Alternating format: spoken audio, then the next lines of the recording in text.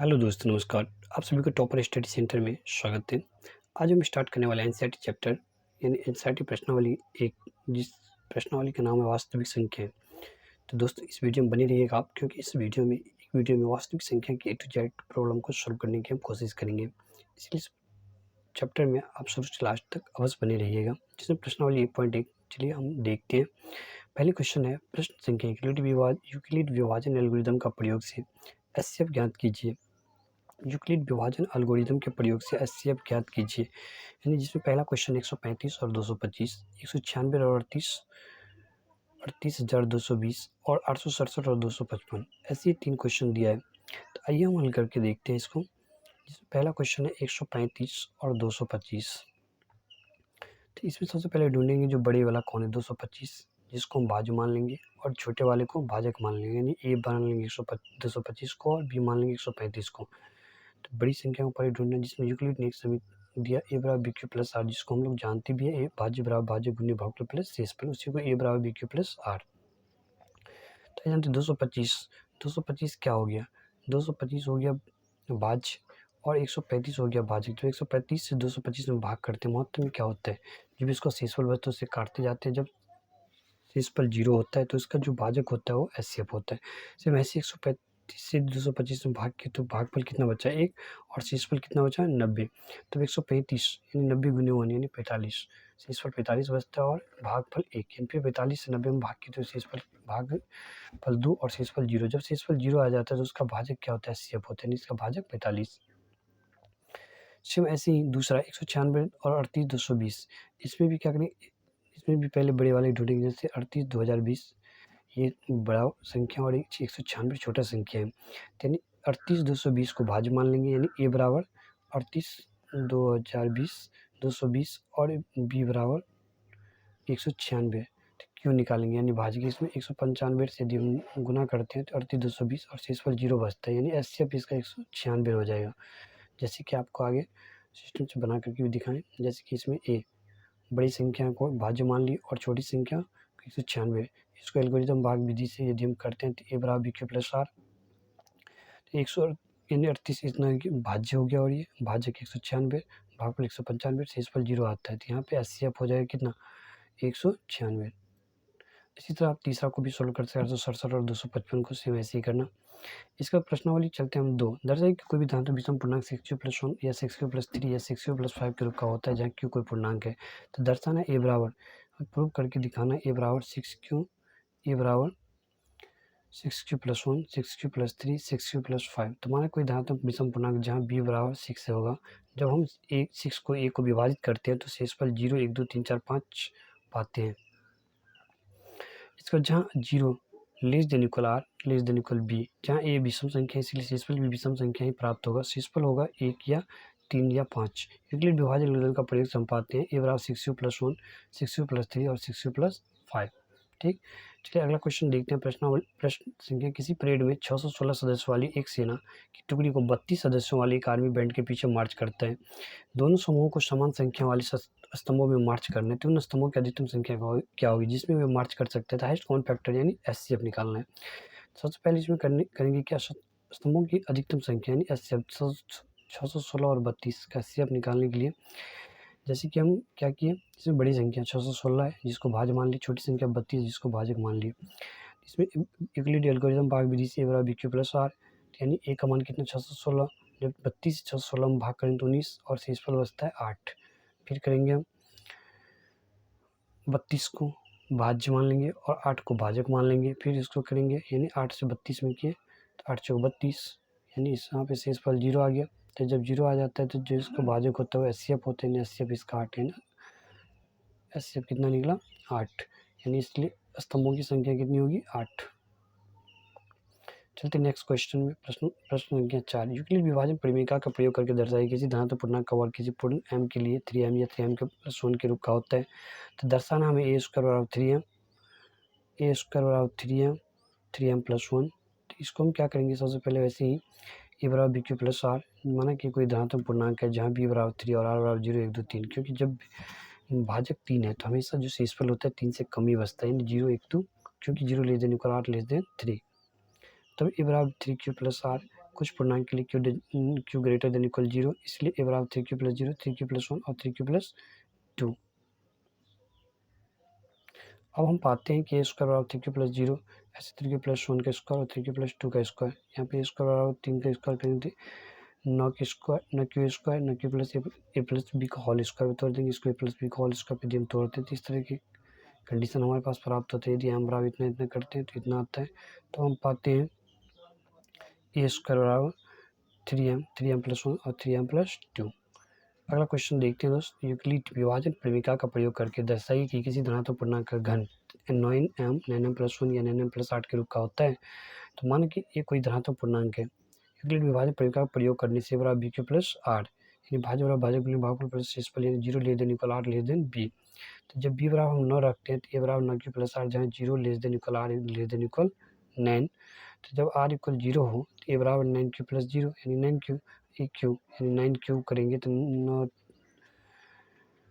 9 cube करते 81 into 9 cube या 9m, जहाँ m 81 क्यूब है।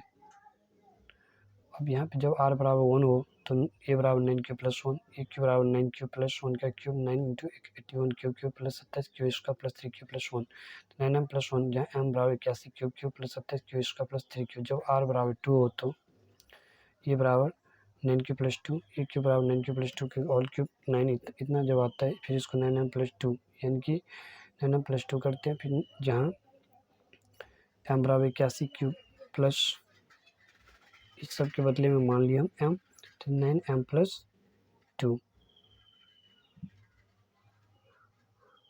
अतः किसी धनात्मक पूर्णांक का घन 9m, 9m + 1 या 9m + 8 के रूप का होता है। यहाँ पे दैट इस तरह प्रश्नावली 1.1 खत्म हो गया। और प्रश्नावली 1.2 में चलते हैं।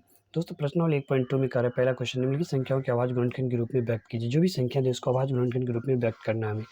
तो जैसे कि पहला क्वेश्चन है 140 यानी 140, इसको हम 140 को क्या करेंगे, पहले 7 से 20, 7 20 40, 5 को 20, 2 दूनी 4, 2 दूनी 4, इसका फैक्टराइजेशन जैसे कि क्या हुआ, यदि आपको प्रॉब्लम हो तो ऐसे ही करना। इसका फैक्टर किए तो आया कितना 140 का 2 गुने 2 गुने 5 गुने 7, यानी इसको हम लिख सकते हैं 2 2 है तो 2 का पावर 2, 5 गुने 7, तो इसका हो गया अभाज्य गुणनखंड जैसे कि आपको लिखा हुआ है नीचे। इसके बाद 156 का ऐसे ही करेंगे, 156 का भी आया कितना फैक्टराइजेशन, 156 का भी 2 गुने 3, यानी 2 का पावर 2, 3 गुने 13, ये इसका हो गया अभाज्य गुणनखंड। इसके बाद 156 का भी 38 25, इसका भी अभाज्य गुणनखंड निकालेंगे। 17 से कितना 5 से किए, फिर 5 से, फिर 3 से, 3 से 3, यानी इसका भी आएगा कितना 3 का पावर 2, 5 का पावर 2 गुने 17, ये हो गया इसका अभाज्य गुणनखंड। इसके बाद अगला क्वेश्चन है 5005, इसका भी फैक्टर निकालें अभाज्य गुणनखंड में, जिसका भी निकला 5 गुने 7 गुने 11 गुने 13, जो आप कर सकते हैं, समझ में जिसको सही से राइट डाउन कर सकते हैं। 74 29, इसका भी किए तो इसका भी निकला 17 गुने 19 गुने 23, इसके बाद है मानी इसका अभाज्य गुणनखंड इतना निकला। अब क्वेश्चन नंबर 2 में चलते हैं। पूर्णांकों के निम्नलिखित युग्मों के एलसीएम एंड एचसीएफ ज्ञात कीजिए, यानी पूर्णांकों के निम्नलिखित युग्मों के एलसीएम एंड एचसीएफ ज्ञात कीजिए तथा इसकी जांच कीजिए कि दो संख्याओं का गुणनफल एलसीएम गुने एचसीएफ है, जहाँ 26 से 91। सबसे पहले 26 का फैक्टर निकालें, 26 का फैक्टर निकला 2 गुने 13, और जो है 91 का निकला 7 गुने 13, तो 7 गुणनखंड दोनों में कौन फैक्टर क्या है 13, यानी इसका एचसीएफ हो जाएगा 13। अब इसमें एलसीएम क्या होगा, एलसीएम 13 हो गया। एलसीएम जो है तो यहाँ पे 13, ये दोनों में से एक ले लिए, 13 बचा कितना 7, और ये बचा है 2, तो ये 2, तो गुना किए 7 दूनी 14, 13 गुना करने 182, एलसीएम कितना निकला 182, और एचसीएफ कितना निकला 13। अब इसको चेक करेंगे हम, जांच करने दो संख्याओं के गुणनफल बराबर एलसीएम गुने एचसीएफ। तो हमें मालूम है दो संख्या यानी n1 गुने n2, एक है 26 और एक है 91, और एचसीएफ निकला है 13 और एलसीएम निकला 182। जब ये दोनों को मल्टीप्लाई इतना आया और इन दोनों को किए तो इतना आया, इसी तरह ये प्रूव हो गया। सेम ऐसे ही इसका दूसरा भी बनाना है, जैसे कि 510, इसका भी पहले इसका फैक्टर निकाल लेना है, फिर 92 का निकालेंगे। 7 गुणनखंड दोनों में कौन फैक्टर क्या आता है 2, तो इसीलिए इसका एचसीएफ 2 हो जाएगा, बाकी जो बचा हुआ एलसीएम में आ जाएगा। एलसीएम आने के बाद इसको हम जांच कर लेंगे, फिर वैसे दो संख्याओं का गुणनफल, तो दोनों संख्या 510 92 23 460 को 2 से किया तो इसका भी इतना, इसका भी, दोनों साइड इक्वल आ गया तो प्रूव हो गया। अगला क्वेश्चन है 336 एंड 54, इसका भी 336 का निकालें तो इतना आया और 54 का निकालें इतने। इसमें देखो कॉमन फैक्टर एक 2 आता है और एक 3 भी आता है, यानी इसका सार गुणनखंड 2 और 3 है, यानी 3 दूनी 6। बाकी जो बचा उसको मल्टीप्लाई कर लेंगे तो निकलेगा एलसीएम 3024। अब फिर इसको चेक करेंगे हम, दो संख्या का गुणनफल बराबर एलसीएम गुने एचसीएफ, तो 336 और 54, 6 गुने 3 यानी 18,144, 18,144 यानी 30 प्रूव्ड। इसके बाद अगला क्वेश्चन है प्रश्न संख्या 3, अभाज्य गुणनखंड विधि द्वारा निम्नलिखित पूर्णांकों के एलसीएम और एचसीएफ ज्ञात कीजिए। यानी 12, 15 और 21 के एलसीएम ज्ञात करने के लिए अभाज्य गुणनखंड विधि से हल करने। सबसे पहले 12 का फैक्टर निकाले, 2 गुने 2 गुने 3, 15 का निकाले 5 गुने 3। इसके बाद 21 का निकालेंगे, 21 का 7 गुने 13। ये तीनों में देख रहे हैं हम फैक्टर, कौन फैक्टर आता है 3, 3 जो है कौन फैक्टर आ रहा है तीनों में, जो सार गुणनखंड 3 होगा एचसीएफ यानी 3। बाकी जो बचा है वो एलसीएम में गुना हो जाएगा, 3 गुने 2 गुने 2 गुने 5 गुने 7 यानी हो जाएगा 420। अगला क्वेश्चन है 17, 23 और 29 का एलसीएम एचसीएफ ज्ञात करनी है अभाज्य गुणनखंड विधि से। 17 का करेंगे तो 1 गुने 17, 23 को करेंगे 1 गुने 23, 29 करेंगे 1 गुने 29, यानी तीनों कौन फैक्टर क्या आ रहा है 1, यानी इसका एचसीएफ 1 हो जाएगा। बच्चा जो एलसीएम मल्टीप्लाई कर देंगे तो एलसीएम आ जाएगा। इसी तरह 8, 9, 25 यानी 8 का है 2 गुने 2 गुने इतना, 3 गुने 3, 5 गुने 5, इसमें कौन फैक्टर क्या होगा 1, तीनों में 1 1, यानी इसका कौन फैक्टर 1, इसलिए एचसीएफ 1। इसके बाद एलसीएम 2 गुने 2 गुने 2 इतना, यानी 8 गुने 9 गुने 25 यानी 1800। तो चौथा क्वेश्चन है एचसीएफ, यदि किसी दो संख्याओं का एचसीएफ निकाल के 9 दे दिया और करें इसका एलसीएम ज्ञात करो। तो एचसीएफ 9 तो दिया है तो एलसीएम ज्ञात करें, तो एलसीएम बराबर फॉर्मूला होता है दो संख्याओं गुणनफल बटा एचसीएफ। तो दो संख्याएं 306 और 557 को भागे में एचसीएफ जो निकला है वो, जब इससे भाग करेंगे इसमें तो निकलता है कितना 22,338।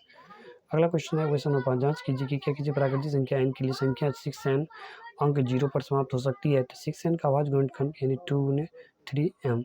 जब कोई प्राकृतिक संख्या जो शून्य पर समाप्त होती है उसका अभाज्य गुणनखंड 2n 2 गुने 5n के रूप का होता है और 6n शून्य पर समाप्त नहीं होगी। अगला क्वेश्चन, व्याख्या कीजिए कि 7 गुने 11 गुने 13 प्लस 13 और 7 गुने 6 गुने 5 गुने 4 गुने 3 गुने 2 गुने 1 प्लस 5 भाज्य संख्या क्यों होती है। तो माना a बराबर 7 गुने 11 गुने 13 प्लस 13, 13 यदि कॉमन ले लेते हैं 7 गुने 11 प्लस 1 यानी 13 इंटू 7 प्लस 1, 13 गुने 78 आता है। अतः यह एक भाज्य संख्या है क्योंकि इसे अभाज्य गुणनखंड में एक को छोड़कर अन्य दो गुणनखंड है। इसी प्रकार माना कि b 7 गुने 6 गुने 5 गुने 4 गुने 3 गुने 2 इतना दिया हुआ है, जिसमें हम क्या किए 5 कॉमन ले लिए, तो बाकी जो बचा हुआ है वो 5 गुने 160 प्लस 1 यानी 5 गुने 109। अतः यह भी एक भाज्य संख्या है क्योंकि इसके भी अभाज्य गुणनखंड में एक को छोड़कर अन्य दो गुणनखंड है। अगला क्वेश्चन है किसी खेल के मैदान के चारों ओर एक वृत्ताकार पथ है। एक खेल के मैदान के चारों ओर एक वृत्ताकार पथ है। क्वेश्चन को समझते, वृत्ताकार पथ है, इस मैदान का एक चक्कर लगाने के लिए सोनिया 18 मिनट का समय लेती है और जबकि उसी मैदान को एक चक्कर लगाने में रवि को 12 मिनट लगते हैं। मान लीजिए कि दोनों एक ही स्थान और एक ही समय पर चलना प्रारंभ करके एक ही दिशा में चलते हैं, कितने समय बाद वे पुनः प्रारंभिक स्थान पर मिलेंगे। तो मान लिया एक चक्कर में सोनिया 18 मिनट लेती है, रवि उसी चक्कर में 12 मिनट लगाता है। तो जो दोनों एक ही स्थान से चलना प्रारंभ करते हैं, दोनों का एलसीएम निकालेंगे 18 और 12 मिनट के बाद। 18 का फैक्टर निकाले 2 गुने 3 गुने 3 और 12 का 2 गुने 3, इसमें कौन फैक्टर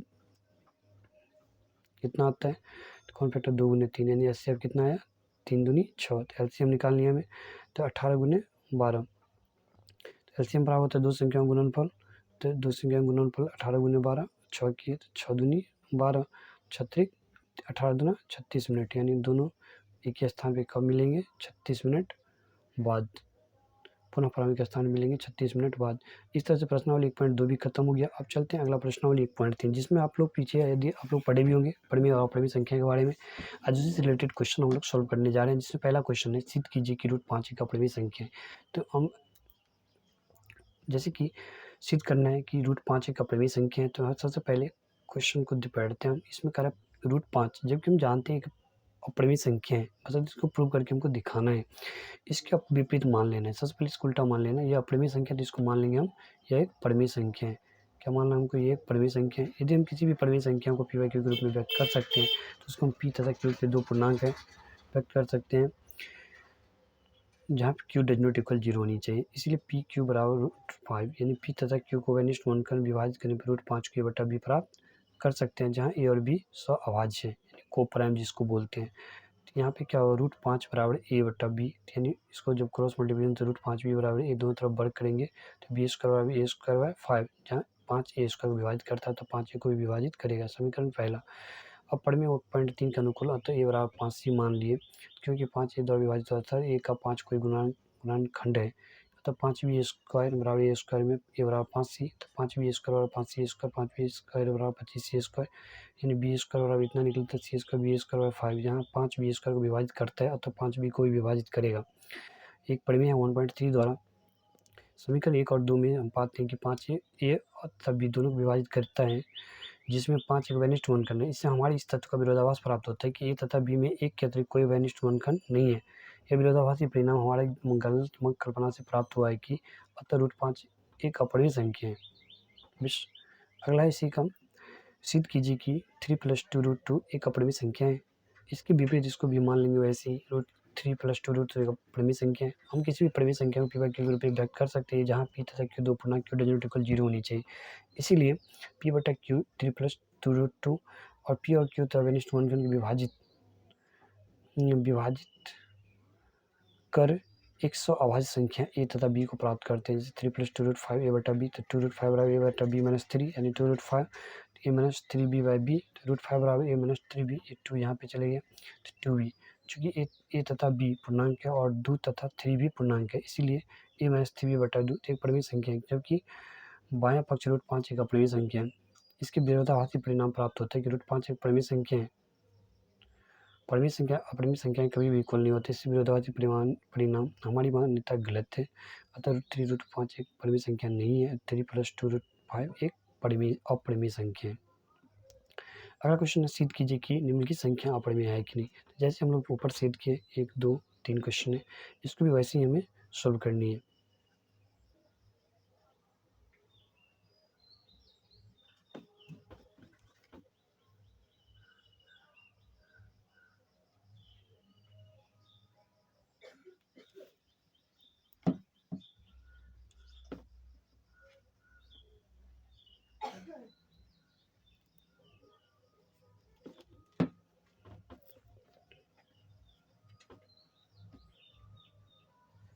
तो पहला इसमें हम सोल्व करना सिद्ध कीजिए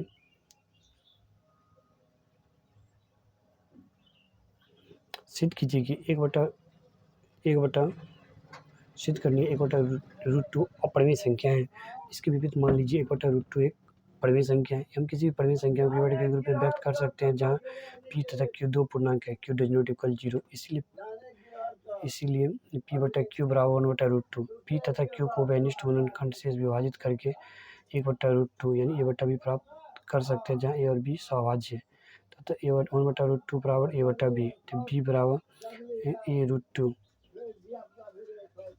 दोनों तरफ वर्ग करने पर बी स्क्वायर बराबर 2a² यानी a² बराबर b² बाई 2, जहाँ a b2 को विभाजित करता है अतः 2b को भी विभाजित करेगा, पर a b बराबर 2c माना क्योंकि a 5 के तो विभाजित होता है, अतः b² बराबर 2a² माइनस b बराबर 2c,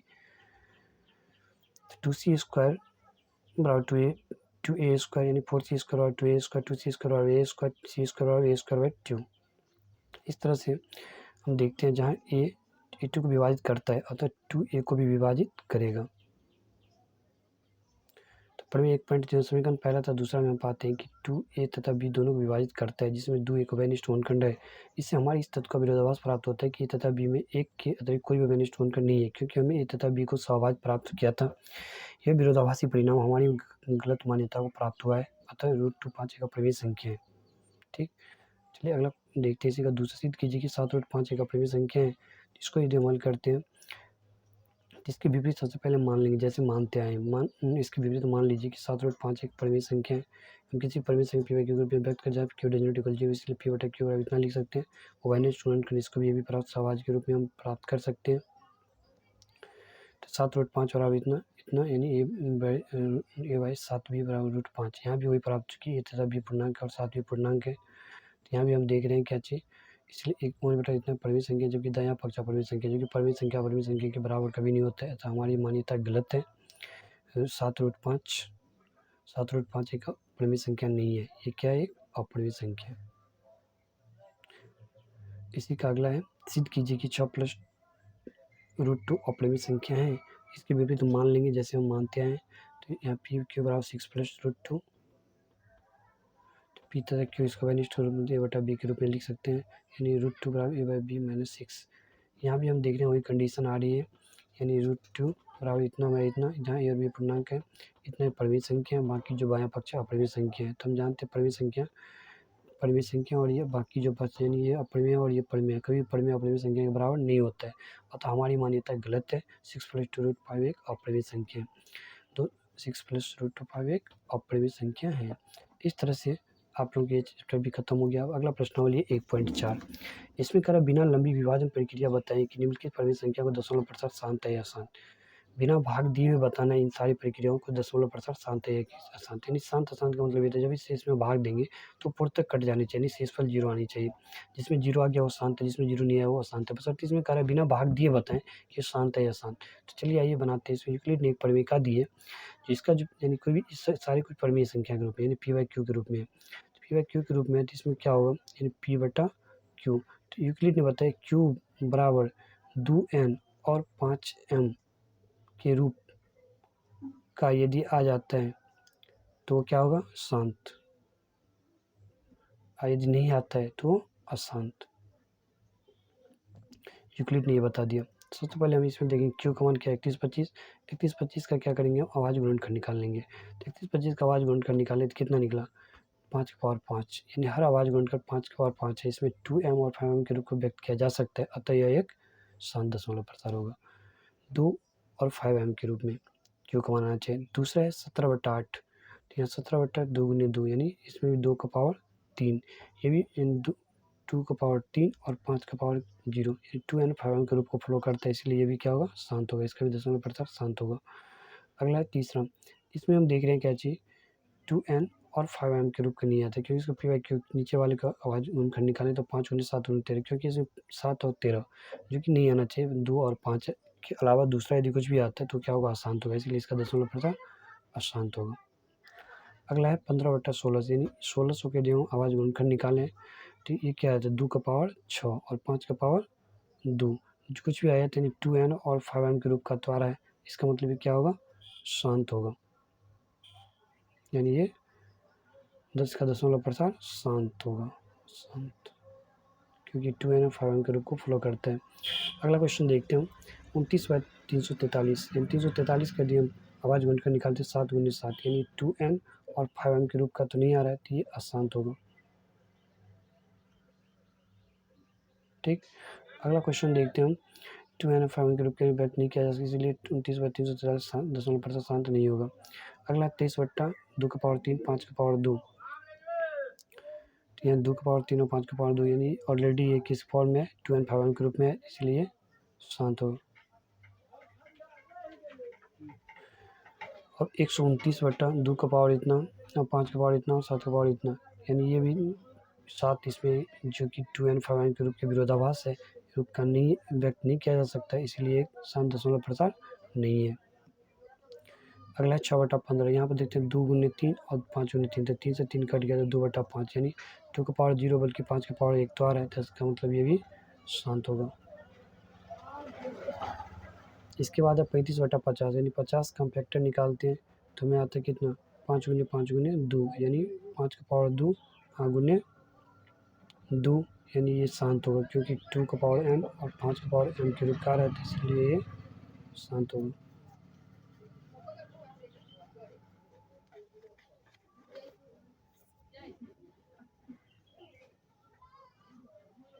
इसके बाद है 77/210, 210 का जब फैक्टर निकालते हैं तो 2 × 5 × 3, यानी 7 से 7 तो कट गया, तो 2 × 5 × 3, इसका मतलब 2n और 5m के रूप ये भी नहीं आ रहा है, इसका मतलब ये भी क्या होगा, अशांत होगा, यानी शांत दशमलव प्रसार नहीं होगा। ऊपर दिए गए प्रश्न में उन परिमेय संख्याओं के दशमलव प्रसार को लिखिए जो शांत है। प्रश्न संख्या पहला में शांत दशमलव प्रसार वाले प्रश्न निम्नलिखित हैं, जैसे कि पहला, अब शांत कौन कौन निकला, पहला निकला, दूसरा निकला, तीसरा, चौथा, छठा, आठवां और नौवां। इतना शांत निकला। तो क्वेश्चन नंबर 2 में कह रहा है जो शांत निकला उसका दशमलव प्रसार भी लिखो। दशमलव प्रसार कितना आता है, तो दशमलव प्रसार भाग देकर के निकालना होगा। तो क्या करेंगे, जैसे कि पहला 13/3125 यानी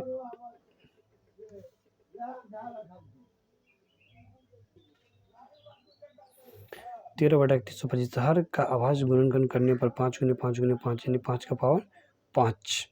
तो यहाँ पे हम देख रहे हैं 31/13/525 यानी इतना हर 2n के रूप में यदि हम व्यक्त करते हैं तो 2 का पावर 5 और गुने 2 का पावर 5 यदि हम किए तो 13 2 का पावर 5 5 का पावर 5 गुने 2 का पावर 5 यानी जब q जब 0 के रूप में आता है ना, 0 का फॉर्म यानी 100 1 0 के फॉर्म में आता है तो भाग देना डाइजेस्ट होता है। तो 10 का पावर 5 यानी 1 पे 5 जीरो यानी जब इतना से इसमें भाग किया तो 0.00416। बशर्ते आप ऐसे भी कर सकते हैं जैसे कि हम इसमें किया ना, तो यानी आप 3125 से हम भाग करेंगे 13 में जो हम भाग करते हैं देखो 0.0 नहीं लगेगा, फिर 0 फिर नहीं लगेगा, फिर 0 फिर 0 दे दिए। अब इसको पढ़ेंगे हम कितने, यदि हम जैसे कि 4 से तो 4 पंचे 20 4 पंचे 20 बचा 2 4 दूनी 8 2 10 बचा कितना